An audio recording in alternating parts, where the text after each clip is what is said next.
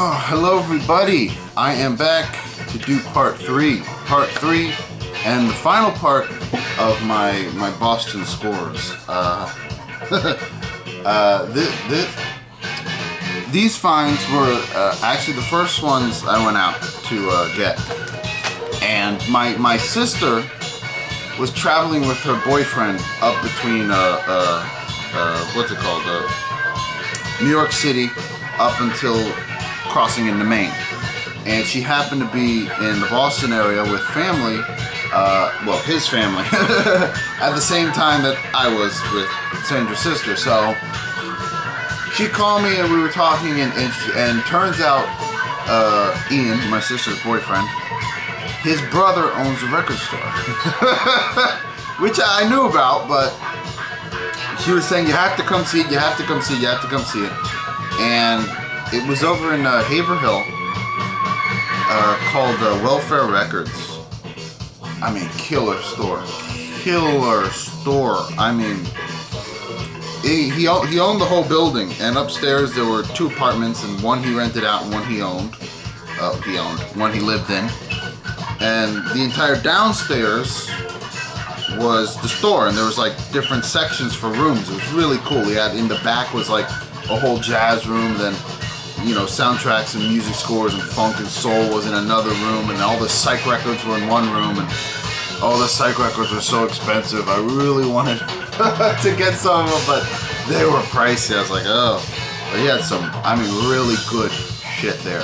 And then downstairs in the basement was a recording studio, and his buddy was like rehearsing down there with his band, so the whole time we're there we're hearing music playing from underneath. It was really cool.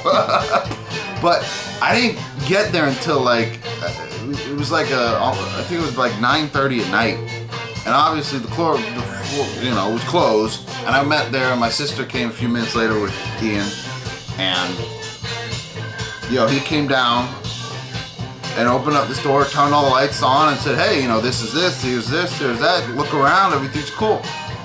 And I just went to town. And at the end of it, he gave me like $50 off of the whole thing, so a cool discount. But I got a lot, so I'm just going to dive into these. I'm not going to talk too much about them. The first one is what you hear in the background, Venusian Summer, Lenny White. I've been looking for this one for a while, and it is not disappointing me right now. Brian Eno, Before and After Science. This got some killer players on. You got Phil Collins, Phil Manzanera, Robert Fred Frith. Very cool record. I only listened to a couple songs, but really enjoyed it.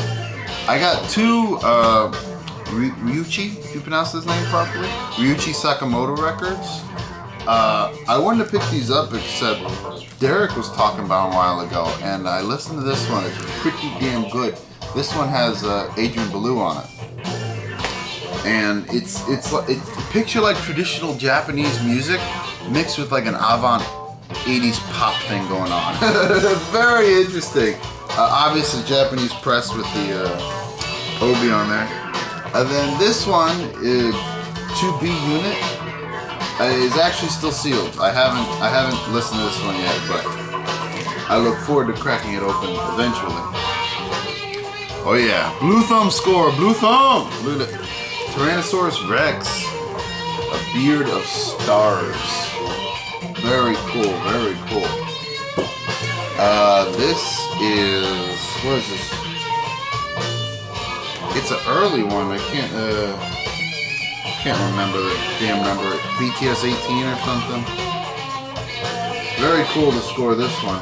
And it also still comes with the 7-inch Ride with the Swan.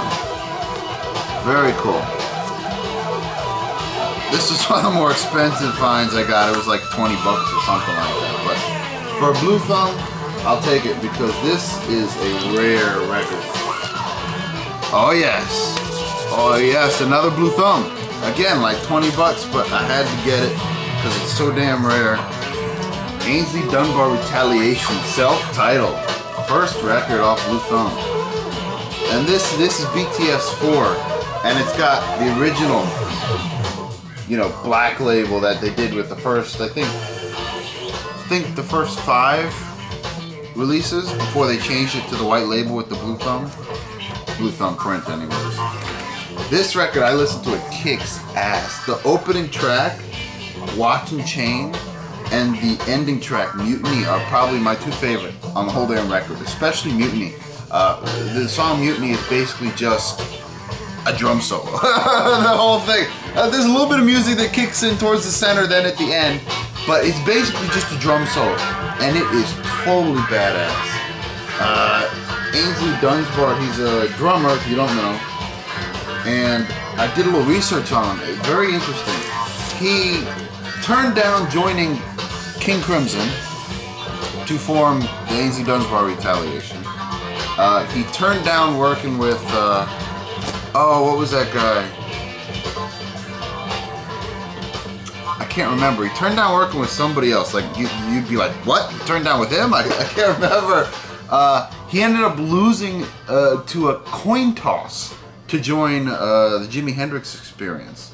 Between him and Mitch Mitchell, Jimi Hendrix couldn't make up his mind, so he flipped the coin and Aynsley Dunbar lost. And Aynsley Dunbar also worked with Frank Zappa in the early 70s. Very, very cool. He also has a band he formed. They only did one record called Blue Whale. I think Blue Whale, sort of progressive thing. I gotta get that one. This one's cool. I've been looking for some Lonnie Liston Smith for a while. Lonnie Liston Smith and the Cosmic Echoes, Reflection of a Golden Dream. This is a, what's it called? Flying Dutchman. This is a Flying Dutchman release. Very cool. Sort of a picture like a smooth jazz soul funk thing going on. Very cool. ECM find, Paul Motion tribute. I listened to one side of this. It was just totally badass. He, not just him, but the musicians who play on this. Who we got Carlos Ward, Sam Brown on guitar. Love Sam Brown.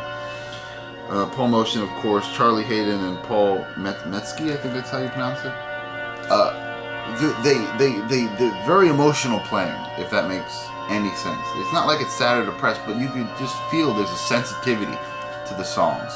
Really enjoyed that one. Charles Lloyd, Moon Man, off Cap Records. This one's not like the Charles Lloyd I know. This is basically like a psych record. It's like a psych blues record. It's very weird, but I enjoyed it. Oh, very excited to find this one.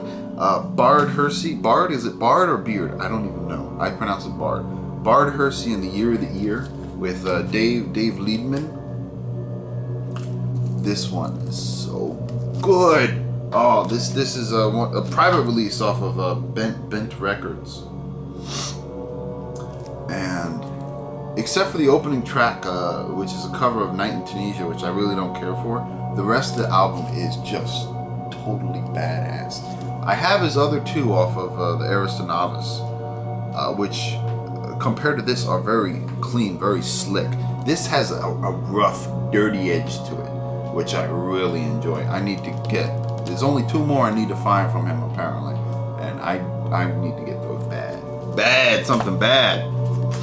I guess you pronounce it Mikhail Urbanek. Fusion 3. This has got John Abercrombie on guitar and also Larry Coryell doing guitar for 2 tracks. So this is a very cool record. Really enjoyed that one. Oh yeah. Buddy Miles and Carlos Santana. It's just called Live? Yeah. It's Carlos Santana, Buddy Miles Live. Killer record. Shel Silverstein, Crouching on the Inside? Outside. Crouching on the Outside. Crazy cover. Oh, my favorite David Bowie record, The Man Who Sold the World. Looking for this one for a while. Not easy to come across. Jack DeJohnette Special Edition, Tin Can Alley, ECM release. This one was cool. This is one I wanted for a while. It's the original motion picture soundtrack to More, played by Pink Floyd. Original Harvest pressing. Not an easy record to come by. He also had Obscured by Clouds, which is another soundtrack they did. But that one was like really expensive. It was, whoa. I was like, nah, I'm gonna have to skip. Keith Jarrett, Arbor Zena. Got the wonderful Charlie Hayden on bass and Jan Garber doing saxophones. Haven't listened to this one yet, but kind of want to now.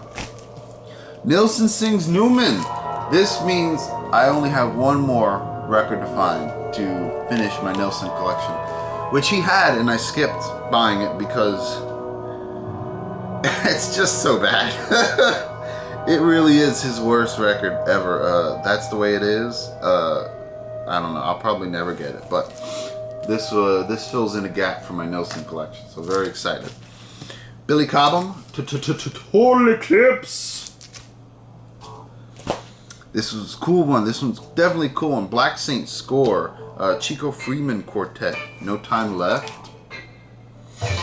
I only listened to the first side on this, which is the No Time Left, and it covers the whole side, like 18 minutes long, and it is just totally intense. This is a killer record. I suggest it. This is one I've been looking for a while, and it's so silly, but The Black Hole motion picture score by John Barry.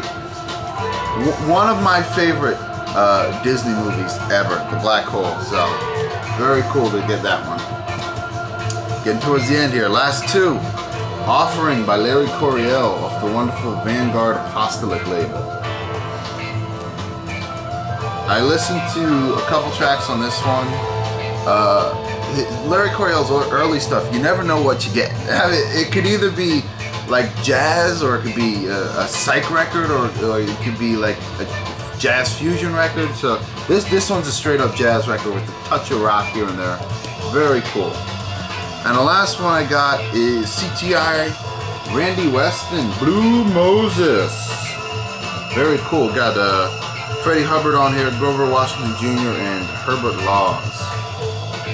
Very cool to get that one. So that concludes my my Boston trip scores. I got a whole lot, and naturally I'm broke, but that is okay because I will make more, and I will buy more, and I will most definitely be back. Oh, yes. Thank you to all my subscribers. I recently passed the 500 subscriber mark, which is definitely very cool. I'll probably do a contest or something. I don't know what. I'll figure that out. I'll figure that out later. But until next time, thank you all.